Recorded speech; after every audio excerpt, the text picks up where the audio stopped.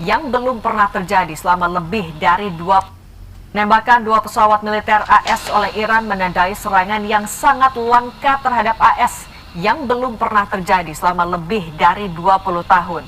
Ini seakan menunjukkan Iran masih mampu membalas serangan, meskipun Presiden Trump menyatakan kemampuan Iran telah hancur total.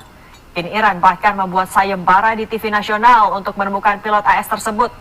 Akankah serangan Iran ini mengendorkan tekanan Amerika?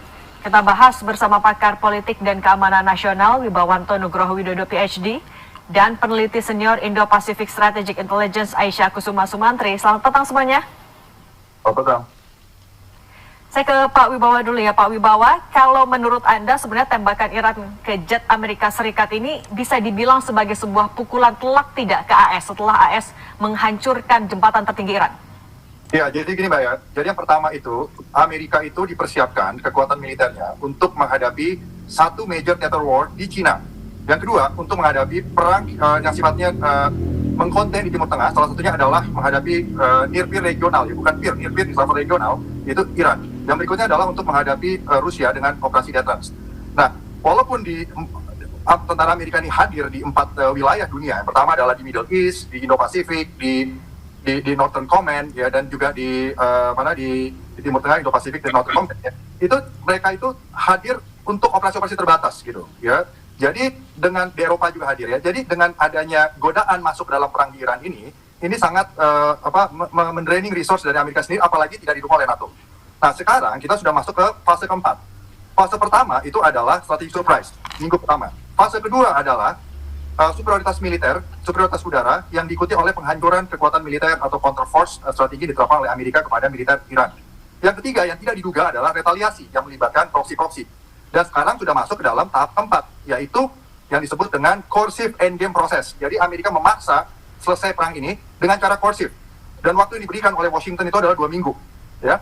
Jadi di tahap ini ada 2 kemungkinan yang terjadi, peace settlement atau eskalatif. Poin satu itu ya. Nah, yang poin kedua yang perlu kita garis bawahi, yang dimiliki oleh Iran saat ini adalah satu, mereka masih mempunyai misil cadangan, didukung dari belakang oleh Rusia dan China dalam dukungan space, satelit dan lain-lain, karena memang space stationnya berbeda ya, di Tiangong, satu lagi kalau barat itu International Space Station. Yang kedua adalah yang namanya penyanderaan.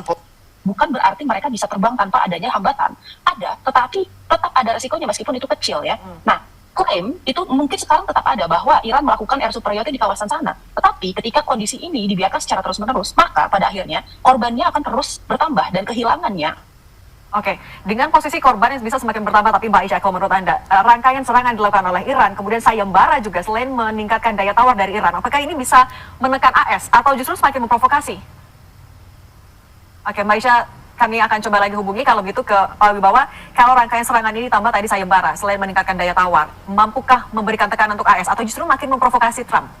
Oh iya pasti. Jadi ini begini ya, Amerika itu menghadapi apa yang disebut dengan axis of resistance. Jadi yang dihadapi Amerika itu dalam postur pertahanan Amerika adalah peer. Peer itu Rusia dan China. Ya, yang kedua adalah near peer regional, North Korea dan juga Iran. Ya, dan juga beberapa non-state actors termasuk proksi-proksinya Iran. Itu poinnya.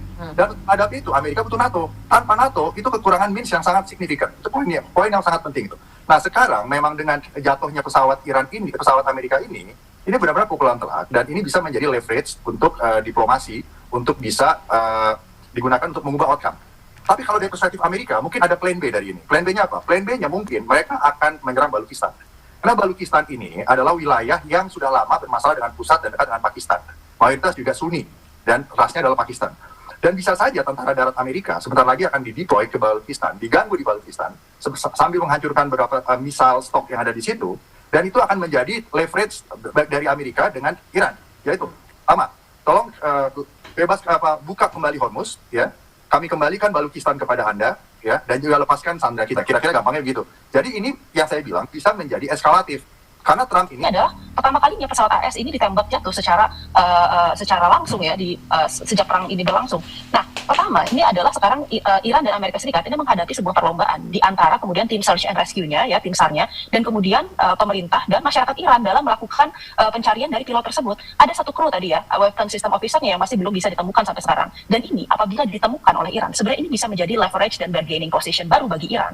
Nah, Nah, satu lagi kita lihat di sini, masalah air superiority itu kan sebenarnya sesuatu yang sebenarnya harus ada sebelum kemudian Amerika Serikat ini bisa melakukan ground operations dari tipe apapun. Apakah itu yang besar, yang kita tahu sepertinya ini mungkin tidak mungkin ya, meskipun opsinya mereka bilang akan ada di atas meja, ataupun bahkan yang kecil sekalipun, seperti sekarang.